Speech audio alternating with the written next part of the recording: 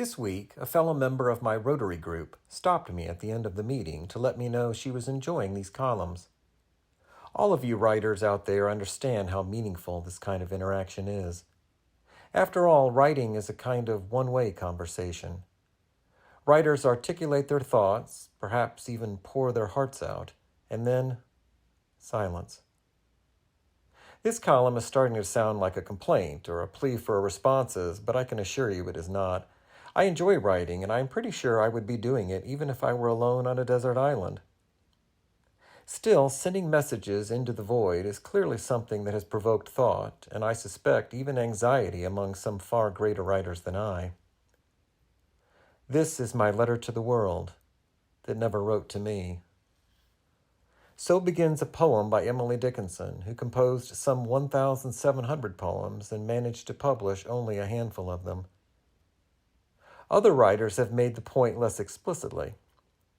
Unlike Dickinson, Herman Melville published several books and even enjoyed a fair amount of success early in his career when he was writing adventurous sea novels such as Typee, an autobiographical account of his time on an island inhabited by cannibals.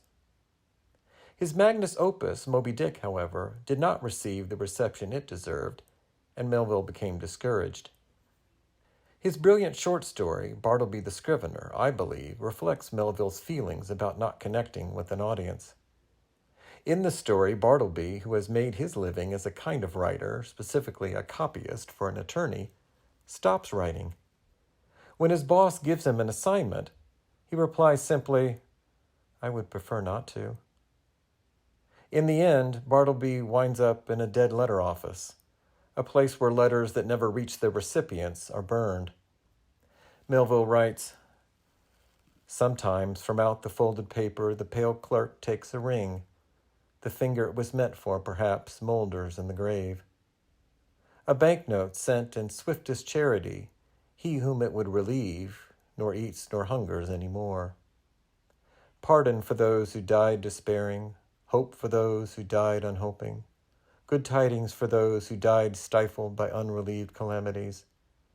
On errands of life, these letters speed to death." Did Melville feel that he himself was writing letters that never reached their recipients, at least not in the way he hoped they would? I think he did. In fact, this most brilliant of novelists eventually turned away from fiction and, for decades, published only poetry. By the way, the word letters works nicely as a stand-in for writing in general, poems, short stories, novels, and more, because it refers not only to messages sent to an audience, but also to the little characters that make up words. Words, in short, are made up of letters. Perhaps it is no coincidence that this theme of failed letters showed up in the writing of one of Melville's contemporaries, yet another unappreciated writer. In 1844, Edgar Allan Poe published The Purloined Letter, one of his numerous short story masterpieces. The story concerns an unsent letter, which contains compromising information and thus can be used to blackmail a woman with something to hide. Poe's famous detective, C. Auguste Dupin, saves the day by purloining or stealing the letter so that it cannot be used for blackmail. In short, the letter is never sent and stands as another example of incomplete communication. There's more to the story, though, or rather to the story behind the story. Many years earlier, as biographer Kenneth Silverman explains, Poe had written that money he was supposed to receive never reached him because someone had been, quote, purloining letters, unquote, at the post office. In all of these cases, both imaginary and real, someone has crafted a message or sent money that for one reason or another either never reaches its recipient or never elicits a satisfactory response. The letters are, in essence, missives into the void, and their authors are left unconnected. Psychology tells us that connecting with our fellow human beings is an important part of the human experience, and surely it has long felt even more important to those of us who feel drawn to the act of expressing ourselves in words.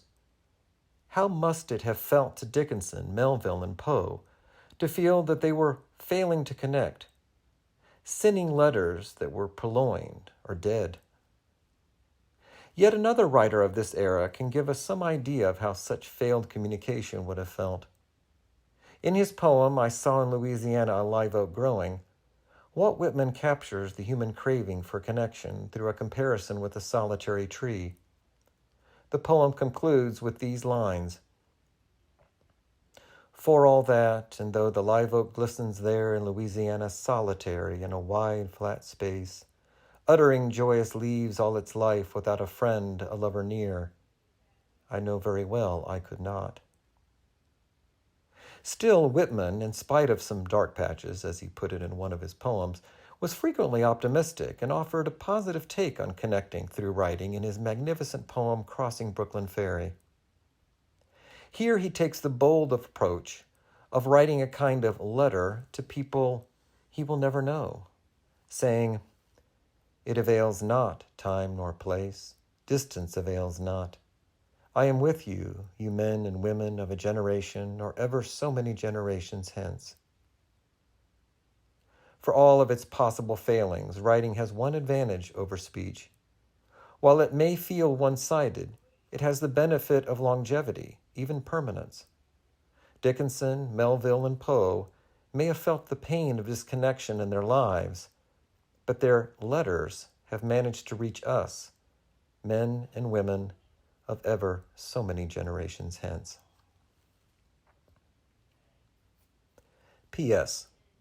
The title of one of Poe's earliest short stories is Manuscript Found in a Bottle.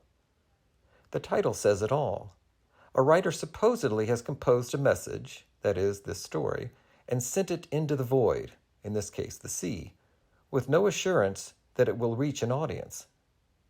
Since we are reading the story, we know that it has successfully reached a recipient, perhaps a piece of wish fulfillment for a writer anxious about making a connection.